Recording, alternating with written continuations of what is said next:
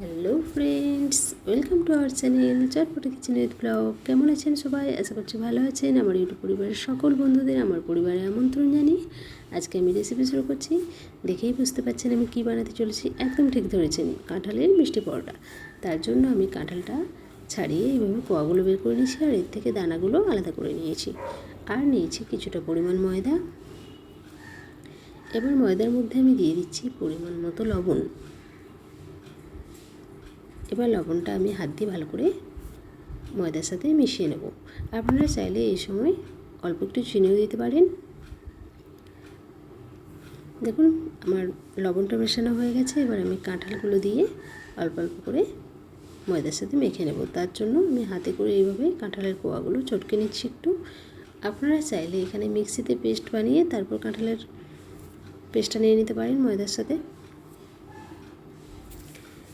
এবার আমি বাকি কোয়াগুলোও দিয়ে নেব, দিয়ে হাত দিয়ে একইভাবে চটকে একটা ভালো করে ডো বানিয়ে নেব। আমি এখানে কাঁঠালের কোয়াগুলো দিয়ে মেখে নিয়েছি। আপনারা চাইলে অল্প একটু জল দিতে পারেন। দেখুন কতটা নরম হয়েছে। এবার এর থেকে আমি পরোটা সাইজে যেরকম আমরা লিচি কাটি সেইভাবেই লিচিগুলো কেটে বানিয়ে নেব। দেখুন আমি লিচিগুলো বানিয়ে নিয়েছি।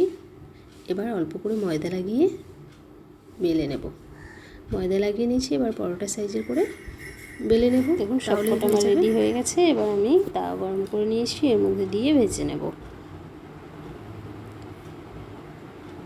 আমি এখানে গোল করে তৈরি করে নিয়েছি। দেখুন এক সাইড শাঁকা হয়ে গেছে, আমি অপর সাইডটা উল্টে নিয়েছি। এবার আমি এর মধ্যে সাদা তেল দিয়ে দু সাইডটা ভালো করে ভেজে নেব। আপনারা চাইলে বাটার কিংবা ঘির মধ্যে দিয়েও ভাজতে পারেন, সেটাও খেতে দারুণ লাগবে। আমি এইভাবেই তেল লাগিয়ে পরোটাটা ভেজে নিচ্ছি।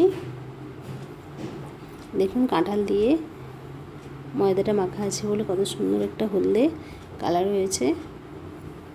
দেখুন ভাজা হয়ে গেছে, এটা তুলে নিচ্ছি।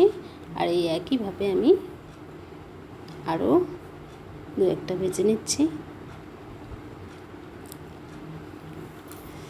বন্ধুরা আপনারা অবশ্যই বাড়িতে ট্রাই করবেন আর রেসিপিটা খেয়ে বলবেন কেমন হয়েছে। আর ভিডিওর মধ্যে যদি কোনো ভুল ত্রুটি হয়ে থাকে নিজেদের ভেবে ক্ষমা করে দেবেন। দেখুন একইভাবে আমি আবারও ভেজে নিচ্ছি।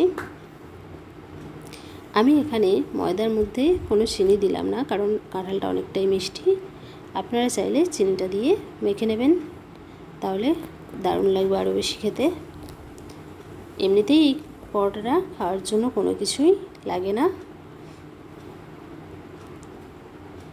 দেখুন আবারও একটা রেডি হয়ে গেছে।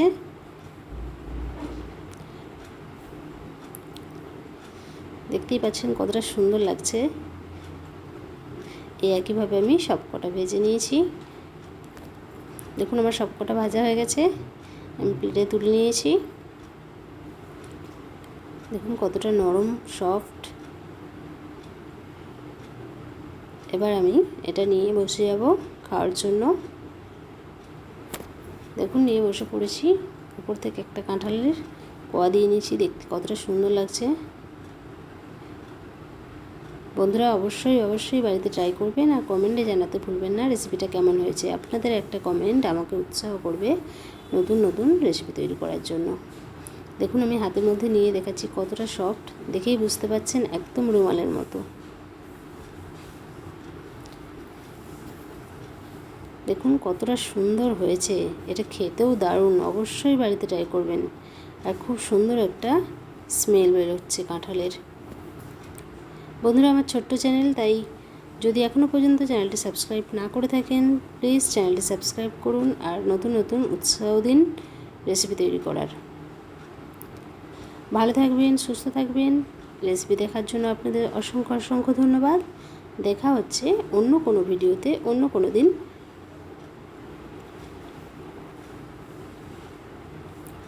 ভালো থাকবেন, সুস্থ থাকবেন।